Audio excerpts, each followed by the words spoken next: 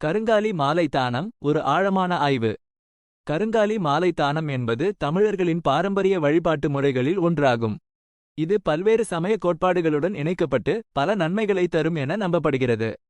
கருங்காலி என்றால் என்ன? தாவரவியல் பெயர் விட்ஸ் நெகண்டோ. பொதுவான பெயர்கள் நெருஞ்சி, சிந்துவாரம்.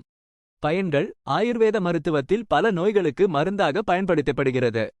இதன் இலைகள், பூக்கள், வேர் ஆகியவை மருத்துவ குணம் கொண்டவை. கருங்காலி மாலை தானத்தின் முக்கியத்துவம். தெய்வீக சக்தி. கருங்காலி மாலையை அணிந்து வழிபடுவதால் தெய்வீக சக்தி கிடைக்கும் என நம்பப்படுகிறது. நோய் தீர்க்கும் சக்தி. கருங்காலிக்கு நோய் தீர்க்கும் சக்தி உண்டு என நம்பப்படுவதால் பல நோய்களுக்கு மருந்தாக இது பயன்படுத்தப்படுகிறது.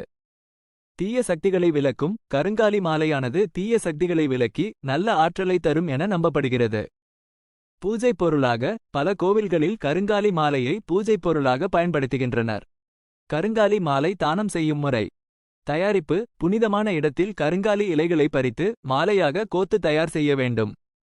தானம். தயாரிக்கப்பட்ட மாலையை கோவிலில் அல்லது தேவதைக்கு அர்ப்பணிக்க வேண்டும். மந்திரங்கள். மாலையை அர்ப்பணிக்கும் போது சில குறிப்பிட்ட மந்திரங்களை ஜெபிக்கலாம். கருங்காலி மாலை தானத்தின் நன்மைகள். மன அமைதி. கருங்காலி மாலையை அணிந்து வழிபடுவதால் மன அமைதி கிடைக்கும். நோய்கள் தீரும். பல வகையான நோய்கள் குணமாகும்.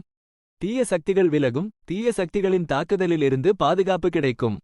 பொதுவான நல்வாழ்வு. உடல், மனம், ஆன்மா ஆகிய மூன்றும் நலமாக இருக்கும்.